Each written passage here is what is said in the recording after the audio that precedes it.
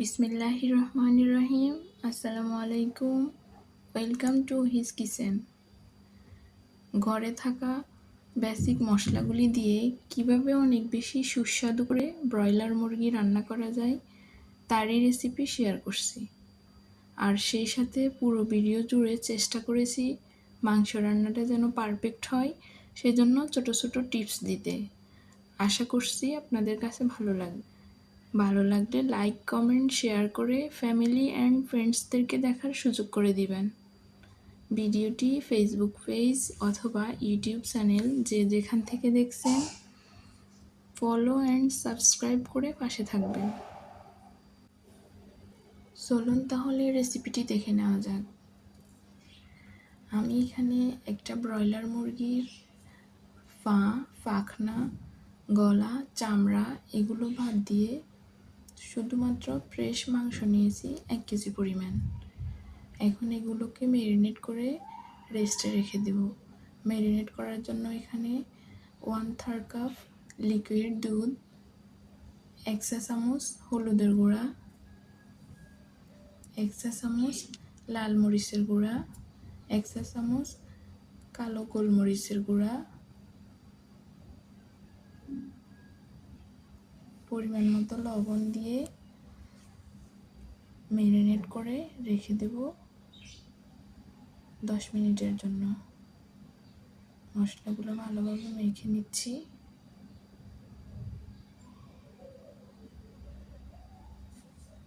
গায়ে মেখে নিতে হবে। মাখানো হয়ে গেছে, এখন রেস্টে রেখে দিচ্ছি।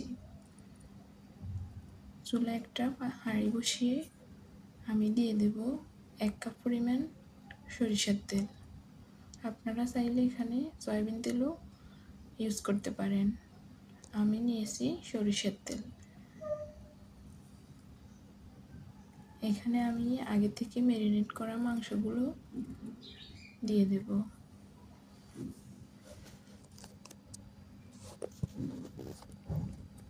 মাংসগুলো এপিঠ ওপিঠ 2 মিনিট করে ভেজে নিতে হবে। এ পর্যায়ে চুলার আঁচ মিডিয়াম টু হাই রাখতে হবে। চুলার আঁচ লোতে রাখলে মাংস থেকে পানি বের হয়ে যাবে, তখন মাংসগুলো খেতে আর ভালো লাগবে না। এবং কি মাংসগুলো এর চেয়ে বেশি ভাজলে শক্ত হয়ে যাবে, জুসি হবে না। তো আমি মাংসগুলোর এপিঠ 2 মিনিট সময় ধরে ভেজে নিচ্ছি।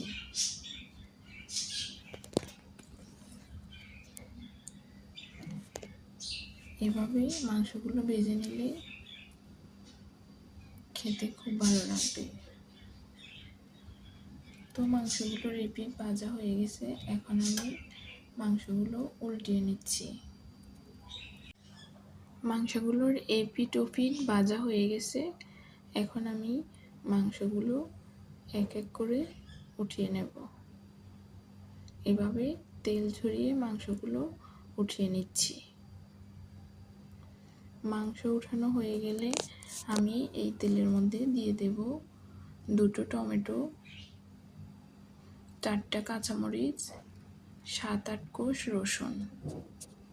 এগুলো ভালোভাবে নেড়ে চেড়ে উল্টে পাল্টে ভেজে নেব টমেটোগুলো নরম হওয়া পর্যন্ত। তো ভাজা হয়ে গেলে একটা চাটনির সাহায্যে উঠিয়ে নেব। তারপর এগুলো ঠান্ডা হওয়ার জন্য সাইডে রেখে দেব। এখন আমি একটা বাটিতে মাংস রান্না করার জন্য মশলা তৈরি করে নেব। এখানে আমি দিয়ে দিচ্ছি 1 টেবিল চামচ হলুদের গুঁড়া, 1 টেবিল চামচ লাল মরিচের গুঁড়া,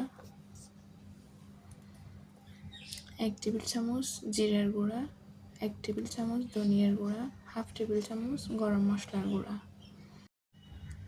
আর দিয়ে দেব 1/2 চা চামচ লবণ। এখন শুকনো উপকরণগুলো একটা চামচের সাহায্যে ভালোভাবে মিক্সড করে নেব। তারপর কিছুটা পানি দিয়ে মশলাগুলো মাখিয়ে নেব। এভাবে মশলা আগে থেকে মাখিয়ে রাখলে মশলাগুলো থেকে বাটা মশলার একটা ঘ্রাণ আসে, আর মশলাগুলো কষানোর সময় পুড়েও যায় না এবং মাংসের কালার অনেক সুন্দর আসে। তো মাখানো হয়ে গেছে, এখন আমি সাইডে রেখে দেব। আগে থেকে বেজে রাখা টমেটোর একটা পেস্ট তৈরি করে নেব ব্লেন্ডারের সাহায্যে। আর নিয়ে নেব এখানে 3 টুকরো দারুচিনি, 4টা লবঙ্গ, 1টা তেজপাতা, 4টা এলাচ।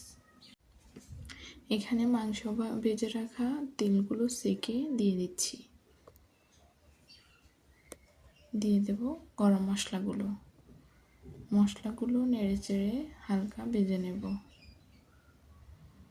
ভাজা হয়ে গেলে 1 কাপ পরিমাণ পেঁয়াজ কুচি দিয়ে দেব। পেঁয়াজগুলো নেড়ে চেড়ে হালকা ব্রাউন কালার করে ভেজে নিতে হবে। পেঁয়াজ ভাজা হয়ে গেলে দিয়ে দেব 2 টেবিল চামচ আদা রসুনের পেস্ট। এখন ভালোভাবে নেড়ে আদা রসুনগুলো ভেজে নেব। আদা রসুনের ভাজা ঘ্রাণ আসা পর্যন্ত এভাবে নেড়ে চেড়ে ভেজে নিতে হবে। ভাজা হয়ে গেলে দিয়ে দিতে হবে আগে থেকে তৈরি করে রাখা মশলার মিশ্রণটি।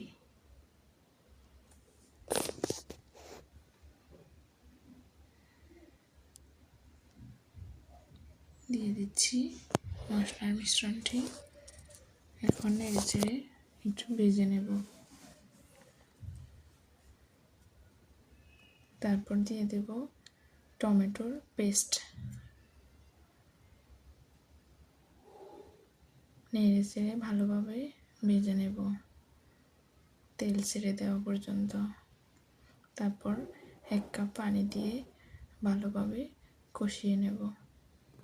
তো এখানে আমার পানি দেওয়ার ভিডিওটি স্কিপ হয়ে গেছে। আমি 1 কাপ পানি দিয়ে মিশ্রণটি ভালোভাবে নেড়ে চেড়ে কষিয়ে নেব।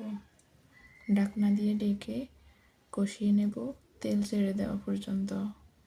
মাঝে মাঝে ঢাকনা খুলে নেড়ে চেড়ে দেব।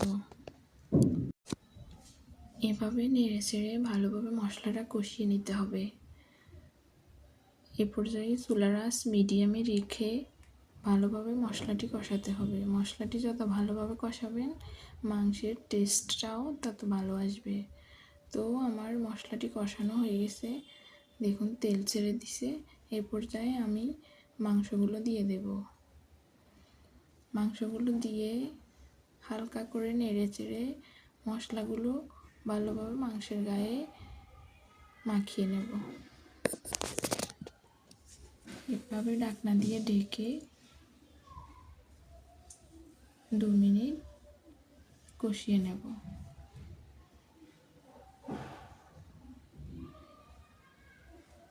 কষানো হয়ে গেলে এখানে রান্না করার জন্য পর্যাপ্ত পরিমাণ পানি দিয়ে দেব। মাংস কষানো হয়ে গেছে, এ পর্যায়ে আমি পানি দিয়ে দেব।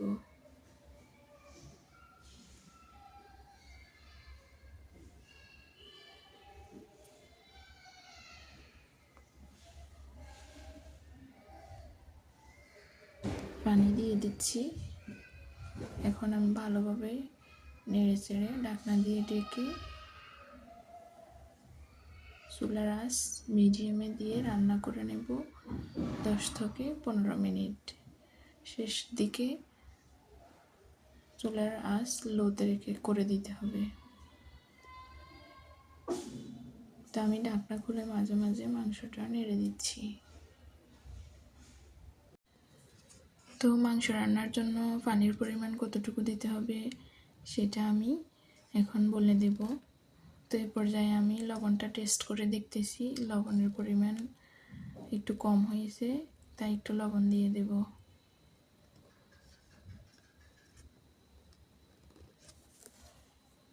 তো মাংসের ঝোল যদি পাতলা হয় বা পাতলা রাখবেন তাহলে মাংসের সমান সমান পানি দিতে হবে। আর মাংসের ঝোল যদি ঘন হয় বা মাখা মাখা হয় তাহলে মাংস যেন ডুবে না যায় সেদিকে খেয়াল রেখে পানি দিতে হবে। তো আমার মাংসের ঝোল আমি মাখা মাখা করে রাখবো, সেজন্য আমি ওই পরিমাণ পানি দিয়েছি। ঢাকনা খুলে আবারও নেড়ে ছেড়ে দিচ্ছি। মাংস রান্না প্রায় শেষ পর্যায়ে। ঢাকনা দিয়ে ঢেকে অপেক্ষা করব তেল ভেসে ওঠা পর্যন্ত। তো দেখুন রান্নাটা শেষ। কালারটা কতটা সুন্দর হয়েছে দেখুন। এভাবে মাংস রান্না করে কাউকে খাওয়ালে বারবার খেতে চাইবে।